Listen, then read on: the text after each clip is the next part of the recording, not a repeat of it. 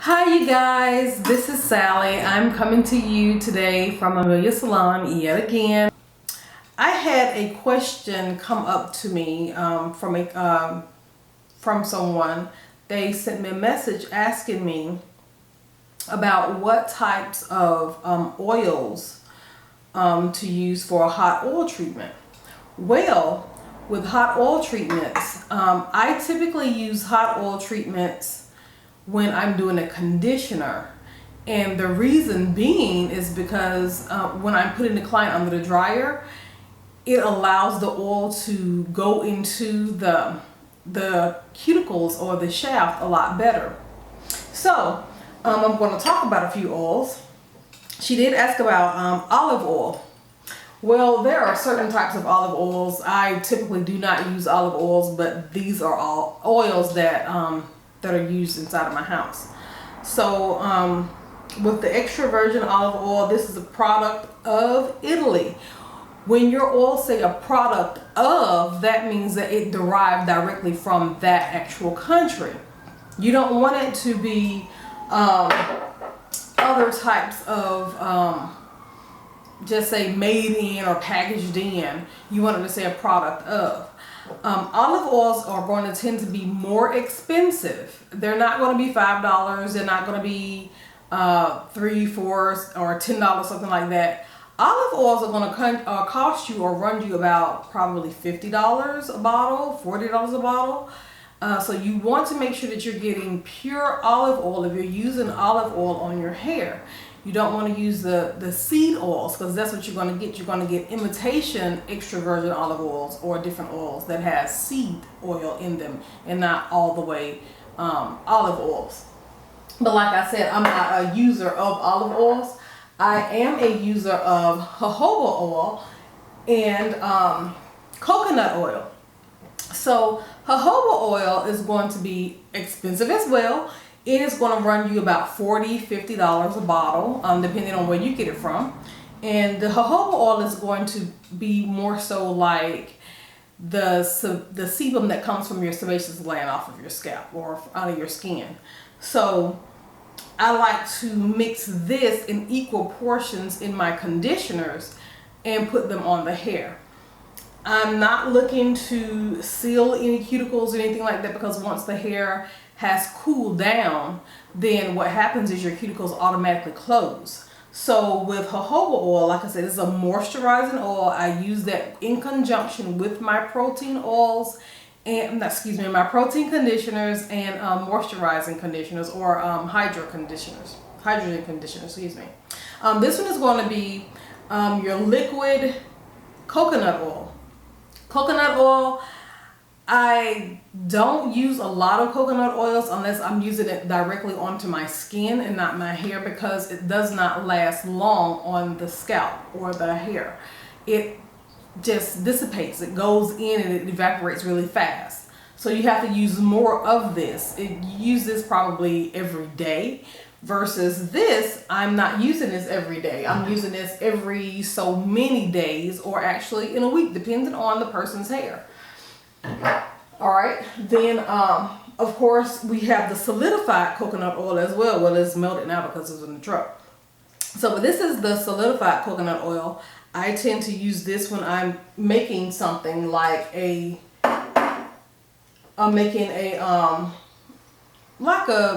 I'm not going to say grease, that would be a bad word, but something like a lubricant to go onto the scalp. And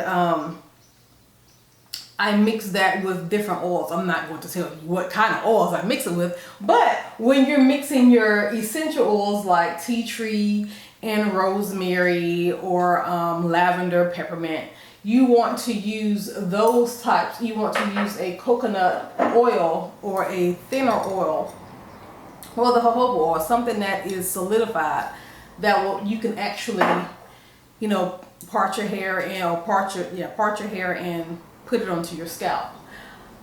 What I typically use on my own hair, what I typically use on my own hair is going to be an oil that is already pre-mixed. Is it expensive? Of course.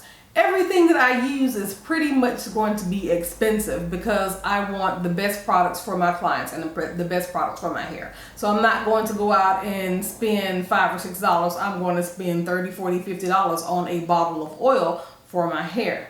Not telling you to go and do that, but I would go and do that. This oil right here, it's fractionated coconut oil, and it also has essential oils of rosemary and lavender, cedarwood, ylang ylang, and it also has what was the other one that's in here?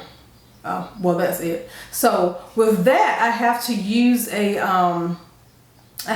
a dropper in order to get this out and put it onto my scalp. Did it last night, loved it, felt really good. And the benefits of that, of oiling your scalp, is for, like myself, I have eczema. So I think I talked about that before, but I do have eczema, and my skin, it typically dries out really bad. So when it dries out, I get the itching and I get all of the scratching and the flakes, and I don't want that on my scalp. Definitely don't want it on my face or my skin or anywhere else in my body. So I tend to use a scalp nourishing oil on my scalp or my body. When you go into the beauty supply stores, things like this right here, you see this is carrot oil, hair strengthener. I'm not going to say who the name of it is or anything like that. You probably can read it. I'm not here to, bash products. But with this, it says it is carrot oil. Well, carrot oil is actually number 6 on the ingredient list. Then you have your, it also says that it has shea butter in it. Shea butter is going to be number 7 on this product. So that means it's not a whole lot of that in this product. But the very first ingredient in this is going to be petroleum oil or petrolatum oil and mineral oil, which is something that will clog your pores. It also, it's not good to use mineral oil, petroleum. So with that, I would say stay away from that. Read your ingredients on your products and make sure that it has no, just like this essential oil right here, make sure that, or not essential oil, the nourishing oil, that it has the oils in it and not mineral oil, not petroleum, not all these alcohols. You don't want all of that in your product. If you're going to pay for something, pay for pure oils. Pay for your carrier oil and your essential oils mixed together. You don't want to, pay for plastic. You don't want to pay for, this right here, it says on the bottle, it's $7.50. So $7.50, you thinking that you're getting a whole lot. Oh, I'm getting a whole lot. No, you're not getting a lot. You're getting petroleum, pretty much. So you're getting something that you can actually go out and put on your car. So anyway, this one right here by Camille Rose. Camille Rose, this is, and I didn't mean to call a name, but I love Camille Rose. Camille Rose, this product right here is also an oil. So this oil, it tends to smell exactly how, when they do the nuts and the cocoa beads and all different types of oils, but this one smells just like chocolate. I put this on my hair one night and I was like, oh my God, my hair smells like I want to eat it. But anyway, it's really, really good. And the ingredients on here are very, it's going to be, let's see, you have your macadamia oils, which it does smell like that. And you have organic honey, you have some virgin almond oil. That's going to be the first ingredient in this. And you have your sesame seed oil, and you have coconut oil, and also you have the jojoba oil in it.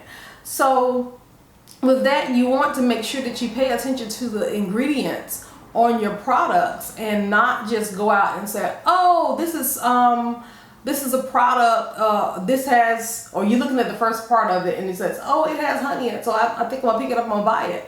No, so you just don't go and pick up a product because you see honey as the first thing. I think I bought, one of my clients came in with some tea tree oil one day, and the tea tree oil says tea tree oil on the front of it. Well, And I think she got it from Sally's or somewhere, I'm not really sure. But when I looked at the ingredients on the product, what did it have on it first? Mineral oil. So you just saturated my product down, or my tea tree oil down, with mineral oil. I don't want that. I don't want to pay $4 or $5 or $7 for some mineral oil. You know, I could just go get some baby oil if that's the case and put that on my scalp. But hey, anyway,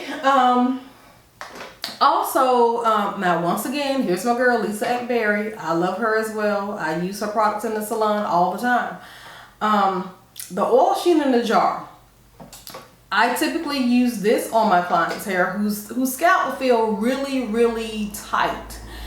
You want to lubricate that scalp because some certain of hair textures, they tend to be so curly or coily to where it hurts to enter out of, or excuse me, it hurts to enter out of the mouth of the follicle.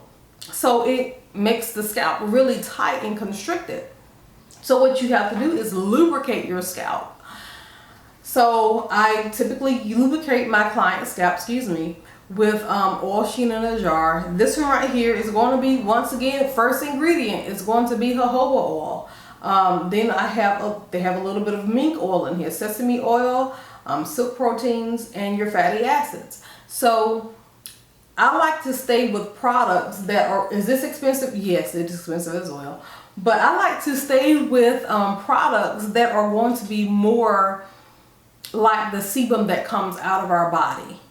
So it can be easily absorbed, and your body doesn't have to, or your hair and scalp does not have to fight to try to get it in, or it just sits on the scalp, or it just sits on the hair shaft. You don't want that. You want it to be able to go in, just like with my hair now. Okay, all right, out of all the oils that I put on my hair, I still have body. You still want your hair to have movement. You still want the body in your hair. And like I said, I did put oil on my hair. Now, this right here, a client, she did ask about argan oil.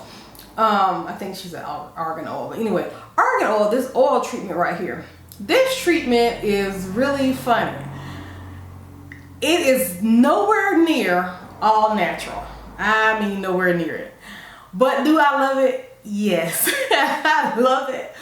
Because for some reason, it silkens the hair. It makes the hair really soft. Why? I don't know. Anyway, it has thymethicone in it. What is thymethicone? I have no clue because I have not researched it. But I know it's nothing that our body actually creates, or nothing that we can actually go out and get from our plants and our nuts, or our or fruit. All right. It also has in it I think that is Benzoate, or it has all kinds of stuff in it. But anyway, it has stuff in it that I cannot even pronounce, and I like to pronounce big words most of the time. So with that, like I said, I would not suggest using argan oil. I just typically use it on my hair, and like I said, I still have my body, and be very, very cautious when you're using your oils.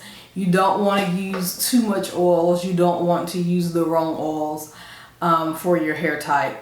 If your hair is really, really coarse, you don't want to, or excuse me, not really coarse. If you have seborrheic dermatitis, you don't want to use castor oil. Castor oil is not one of my friends. I do not like castor oil at all because castor oil is too thick, and it tends to leave residue onto the hair and the shaft. So no, I'm not a fan of castor oil either. Jojoba oil is going to always be my best friend. And grapeseed oil is a really good one as well. And almond oil is a really good oil. They're really good moisturizing oils. So once again, you want to put those inside of your conditioners, not just putting them onto your hair or your scalp by itself. So with that being said, thank you guys for watching, and I will talk to you later. If you have any more questions, make sure you shoot me an email at sally@ameliasalon.com. That's sally@ameliasalon.com. And I will be sure to answer your questions as I get them. Thank you. Bye for now.